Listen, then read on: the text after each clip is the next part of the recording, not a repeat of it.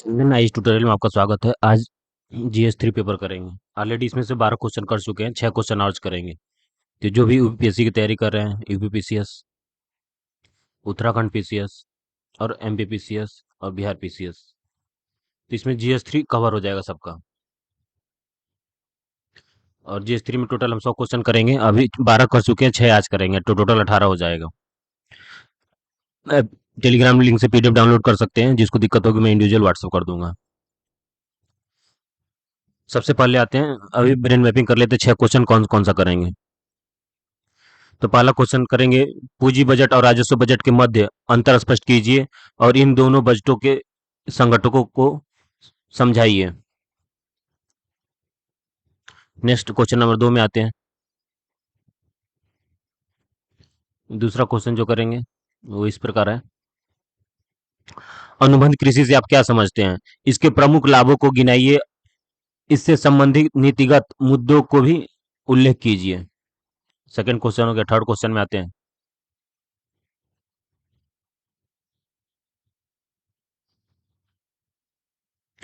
कृषि उत्पादों में उतार चढ़ाव कृषि के संबंधित एक चिंतनीय मुद्दा है। इसके कारणों को इंगित कीजिए तथा इस दिशा में सरकार के प्रयासों को भी उल्लेख कीजिए।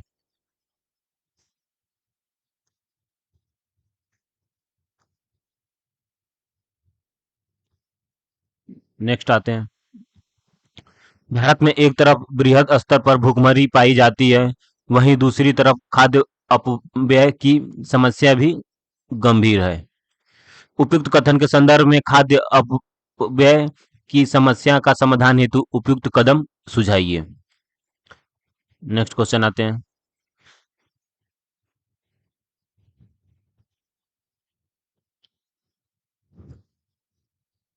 उत्तर उदारीकरण अवधि के दौरान बजट निर्माण के संदर्भ में लोक व्यय प्रबंधन भारत सरकार के समक्ष एक चुनौती है, स्पष्ट करें।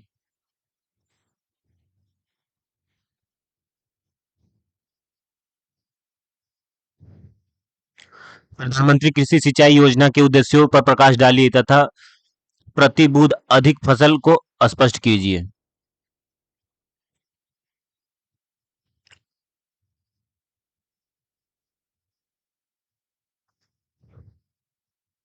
अब आते हैं पहले क्वेश्चन में।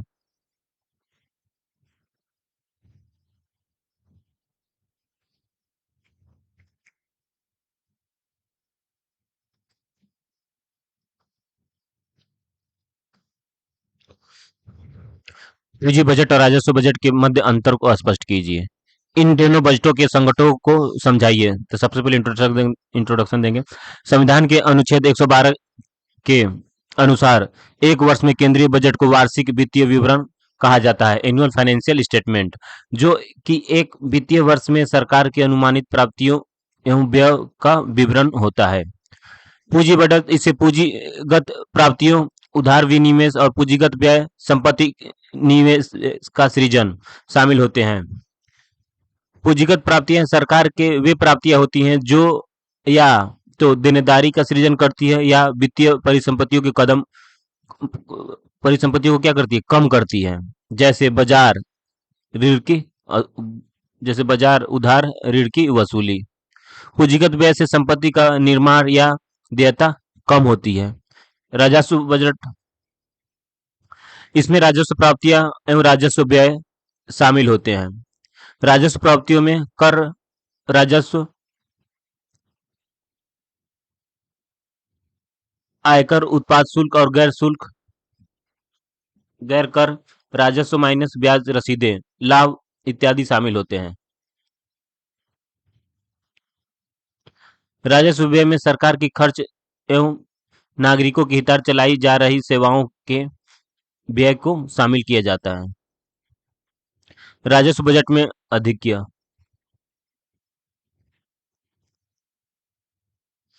पूंजी बजट में अधिक्य क्या है, वृद्धिशील अर्थव्यवस्था, और अधिक्य में क्या हो जाएगा, पिछड़ती अर्थव्यवस्था।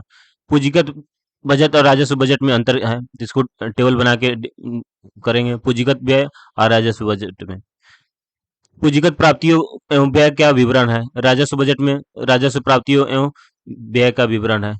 ये पूंजीगत मदे, यहाँ आयगत मदे। गैर आवर्ती प्रकृति है तो आवर्ती प्रति यहाँ पे हो जाएगा। दो घटक इसमें पूंजीगत प्राप्ति है और पूंजीगत व्यय है। यहाँ पे दो घटक क्या होगा, राजस्व प्राप्ति और राजस्व व्यय। ये प्राप्तियां सरकार की वित्तीय संपत्ति को कम करती हैं और देनदारियों का निर्माण करती है। राजस्व में क्या हो जाएगा, इसमें कर राजस्व एवं गैर कर राजस्व दोनों प्राप्तियां शामिल हैं। पूंजीगत व्यय संपत्ति निर्माण और निवेश और दायित्व को कम करता है। सरकारी विभागों का सामान्य संचालन और सरकार द्वारा लिए गए ऋण पर ब्याज का शुल्क और सब्सिडी व्यय है। नेक्स्ट घटक में पूंजीगत बजट में प्राप्तियां और व्यय। तो कहाँ प्राप्तियां, कहाँ होगी, खुले बाजार में ऋणों की पुनः अदायगी, बहुपक्षीय संस्थानों से ऋण, सार्वजनिक क्षेत्र से विनिवेश, डाकघर की जमाएं और प्रोविडेंट फंड। व्यय में क्या क्या करेंगे, भूमि, भवन, मशीन, कारखानों का व्यय, अंशों में निवेश, ऋणों की पुनर्भुगतान, मूलधन का, केंद्र सरकारी द्वारा राज्य सरकारों द्वारा ऋण की सुविधा। राजस्व बजट में प्राप्तियां और व्यय। प्राप्तियां कहाँ से होगी, आयगत में आयकर, निगम कर, संपत्ति कर, उपहार कर, व्यय कर और जीएसटी। गैर आयगत में ब्याज प्राप्ति, लाभ और लाभांश, शुल्क और जमा। व्यय में क्या करेंगे, ब्याज का भुगतान करेंगे, पेंशन सबसे ज्यादा तो ब्याज भुगतान में खर्च करते हैं। ठीक है, कर्जा लिए 34%, अब ब्याज का भुगतान किए 20% इस बार बजट में। वेतन पेंशन, ठीक है, रक्षा पे कितना 8% करते हैं, पेंशन पे 4%। अनुदान, सब्सिडी, शिक्षा और स्वास्थ्य सेवा व्यय, रक्षा व्यय। पूंजी बजट और राजस्व बजट दोनों बजटीय प्रक्रिया के सर्वाधिक महत्वपूर्ण भाग है। विकासशील देशों में पूंजी व्ययों की अधिकता और राजस्व प्राप्तियों की ओर अधिक किए जाने की आवश्यक है। अब नेक्स्ट क्वेश्चन में आते हैं। अनुबंध कृषि से आप क्या समझते हैं, इसके प्रमुख लाभों को गिनाइए तथा इससे संबंधित नीतिगत मुद्दों का भी उल्लेख करें। अनुबंध खेती अनुबंध खेती एक ऐसी प्रणाली को संदर्भित करती है जिसमें कृषि प्रसंस्करण, निर्यात एवं व्यापार इकाइयों सहित थोक क्रेता पूर्व सहमत मूल्यों पर किसी भी कृषि वस्तु की निर्दिष्ट मात्रा खरीदने के लिए किसानों के साथ अनुबंध करते हैं। इसमें किसान एक विशिष्ट कृषि उत्पाद की स्वीकृति मात्रा क्रेता के गुणवत्ता मानकों को पूरा करते हुए निर्धारित समय पर आपूर्ति करने को सहमत होता है। क्रेता किसान को उत्पादों खरीदने के लिए कृषि अदानों की आपूर्ति, भूमि की तैयारी और तकनीकी सलाह के प्रावधान के माध्यम से उत्पादन का समर्थन करने हेतु प्रतिबद्ध होता है। अनुबंध खेती से लाभ। अनुबंध खेती के लाभ क्या क्या है, पहला है फसलों के विविधीकरण, मूल्यों की अनिश्चितता में कमी, किसानों के लिए बेहतर मूल्य और सुनिश्चित बाजार, गुणवत्तापूर्ण कृषि अदानों की आपूर्ति, परिवहन लागतों में कमी, खाद्य प्रसंस्करण उद्योगों का विकास, उद्योगों और वैश्विक बाजार में किसानों के एकीकरण, उपभोक्ताओं को लाभ, विपणन सुधार, मध्यस्थों में उन्मूलन, कृत्रिम अभाव दूर होना, खाद्य मूल्यों में मुद्रास्फीति नियंत्रित, उच्च फसल उपज, किसानों की लाभ और आय में वृद्धि, किसानों की ऋण, प्रौद्योगिकी और वैज्ञानिक जानकारी तक सुलभ पहुंच, शहरों की ओर पलायन में कमी क्योंकि कृषि की तरफ रुझान बढ़ेगा और निर्यात में वृद्धि होगी। नीतिगत मुद्दे क्या हैं, मोनोकल्चर खेती में प्रोत्साहन मिल सकता है, मृदा संरक्षण को खतरा, बीज और उपकरणों के लिए किसानों की कंपनियों पर निर्भरता बढ़ाना, अनुबंधित फर्म द्वारा मोनोपोली को बढ़ावा, एक क्रेता और एकाकी विक्रेता किसान, फर्मों द्वारा सीमांत और छोटे किसानों की उपेक्षा होगी, मूल्य निर्धारण में फर्मों की प्रमुख भूमिका होगी, गुणवत्ता और अन्य आधारों पर अनुबंधित उपज की खरीद न करना, किसानों भी पक्ष द्वारा अनुबंध को तोड़ने पर कानूनी परिवर्तन की कठिनाई, ग्रामीण विकास के लिए कॉपीराइट के बीच दीर्घकालीन प्रतिबद्धता की कमी, लैंगिक असमानता को प्रोत्साहन मिलेगा, पुरुषों की तुलना में महिलाओं को अनुबंध कृषि तक कम पहुंच। भारत में अनुबंध कृषि के विलयन संबंधी कानून, भारतीय अनुबंध अधिनियम 1872, मॉडल एपीएमसी कृषि उपज बाजार समिति अधिनियम 2003, मॉडल अनुबंध कृषि अधिनियम 2018। इसके साथ ही जहां कृषि राज्य का विषय है वही अनुबंध कृषि को समवर्ती सूची में रखा गया है। आगे की राह, खाद्य संसाधनों को कर में छूट देकर ग्रामीण अवसंरचना का विकास, आयातित कृषि उपकरणों को शुल्क में कमी, सरकार को कृषकों एवं फर्मों के मध्य सूचना विषमता कर कर स्वस्थ वातावरण प्रदान करना, सार्थक वार्ता तंत्र और विवाद निपटाना मंच। अतः कहा जा सकता है कि अनुबंध कृषि भी कृषकों की आय बढ़ाने एवं कृषि के उद्योग में परिवर्तित करने के लिए एक सार्थक माध्यम है, किंतु इसके लिए सभी हितधारकों को स्वस्थ वातावरण पैदा कर आगे बढ़ाना होगा, तभी सफलता मिल सकेगी। अब नेक्स्ट क्वेश्चन में आते हैं।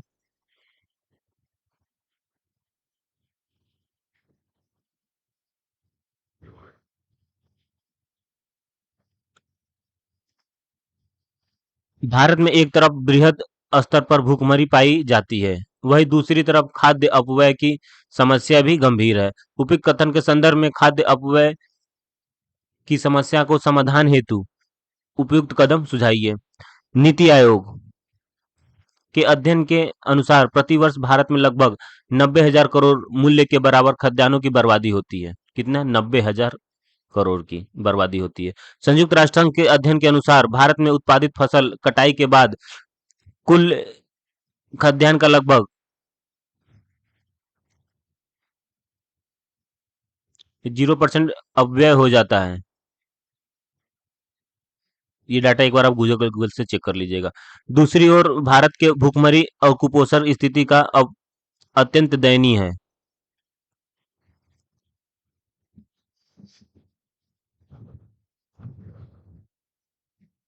ये डाटा सारे लेटेस्ट चेक किए हुए हैं, तो ये डाटा आप एग्जाम में दे सकते हैं। ग्लोबल हंगर हंगर इंडेक्स 2022 में भारत का 107 सातवीं रैंक थी, 121 स्थान पे 121 में से कितना थी? 107 स्थान पर है। संयुक्त राष्ट्र F A O food agriculture organization, इसका हेडक्वार्टर कहाँ पे है? इटली में है। एफएओ के अनुसार पर्याप्त खाद्य उत्पादन के बावजूद भारत में लगभग 190 मिलियन भारतीय अल्पपोषित हैं। प्रत्येक तीसरा कुपोषित बच्चा भारतीय है। The states of food security and nutrition in the world 2019 का रिपोर्ट है। खाद्य अपव्यय वैश्विक स्थिति से तुलना करें तो यूएस के अनुमान के अनुसार संपूर्ण विश्व में उत्पादित कुल खाद्यान्न का लगभग 1/4 अपव्यय हो जाता है। यह विश्व के 87 करोड़ भूखे लोगों की भूख मिटाने में सक्षम है। खाद्य अपव्यय वैसे तो अंतर्राष्ट्रीय समस्या है, परंतु भारत में यह और भी गंभीर स्थिति में विद्यमान है, क्योंकि यह यह कई चरणों में फैली हुई समस्या है, जैसे उत्पादन, कटाई, परिवहन, प्रसंस्करण, प्रोसेसिंग, पैकेजिंग, वितरण, भंडारण एवं उपभोग के लिए अंतिम चरण तक। उपभोग पूर्वानुमान खंडित खाद्य प्रणाली में 40% तक खाद्य पदार्थ बर्बाद। फूड वेस्ट इंडेक्स 2021 में भारतीय घरों में प्रति व्यक्ति प्रति वर्ष 50 किग्रा भोजन बर्बाद। ग्रीन हाउस गैसों में उत्सर्जन में सहायक गड्ढों में फेंके गए खाद्य अपशिष्ट मीथेन एवं अन्य हानिकारक गैसों का उत्सर्जन करते हैं। कोविड-19 महामारी ने समस्या की ओर जटिल बना दिया है। आपूर्ति श्रृंखला प्रबंधन मुद्दे, खाद्य प्रसंस्करण का अभाव, अवसंरचना और कोल्ड स्टोरेज, परिवहन, प्रशिक्षित श्रम बल का अभाव, सरकारी कार्यक्रमों का असक्षमता, व्यापक और सटीक तकनीकी नवोन्मेष में अभाव। एसडीजी लक्ष्य 2.3, एसडीजी लक्ष्य 2 और 3, 2 क्या है? जीरो हंगर है, 3 गुड हेल्थ एंड वेलबींग लक्षित करता है कि प्रति व्यक्ति खाद्यान्न अपव्यय कम करना। उपयुक्त कदम क्या क्या है? खाद्य प्रसंस्करण क्षेत्र में विकास और संरचना का विकास में अल्पकालिक और दीर्घकालिक, कोल्ड स्टोरेज की कोल्ड स्टोरेज की दर क्षमता, भंडारण क्षमता के प्रबंधन पर ध्यान दिया जाए। कुल कोल्ड स्टोरेज के 60% मात्र 4 राज्यों में उत्तर प्रदेश, पंजाब, पश्चिम बंगाल, गुजरात में है। पूर्व के कानूनों यथा खाद्य सुरक्षा कानून की कड़ाई से पालन। नीति आयोग के अंतर्गत विशेषज्ञतापूर्ण दक्ष नीति का निर्माण और प्रभावी मॉनिटरिंग।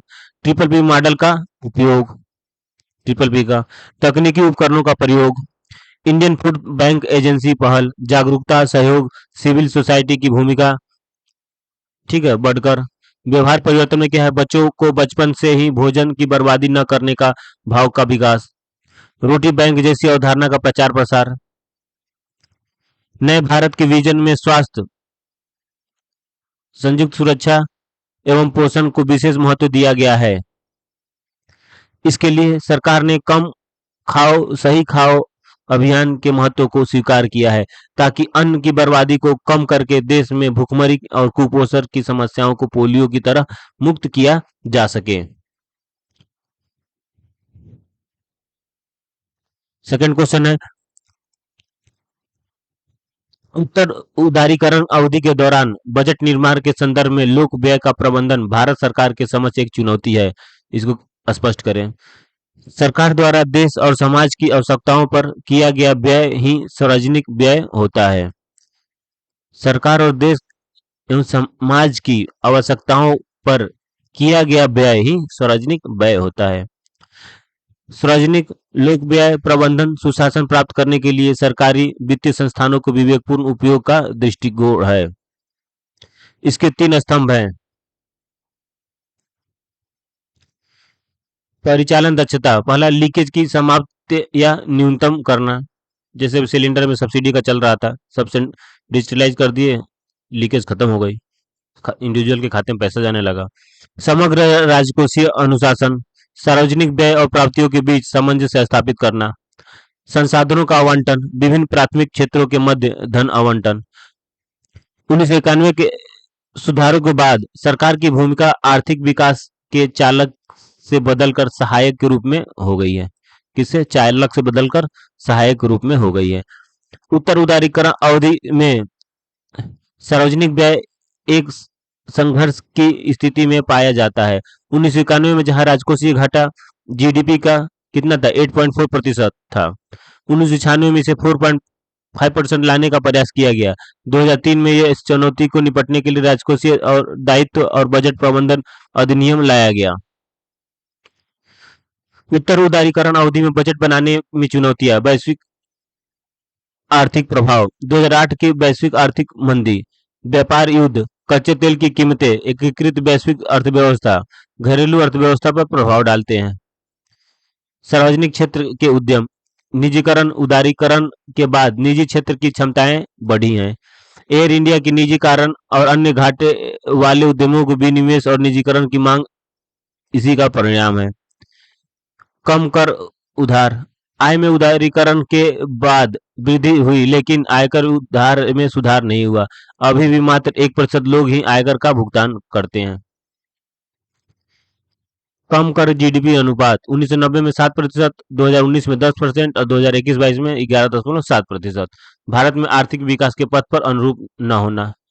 लोक लुभावनी योजना, कृषि ऋण माफी, उच्च एमएसपी, मुफ्त बिजली, पूंजीगत व्यय कम होना, उच्च सब्सिडी, खाद्य उर्वरक पेट्रोलियम पर, संस्थानों में अपर्याप्त क्षमता और दक्षमता, लीकेज भ्रष्टाचार, समावेशी विकास सुनिश्चित करना।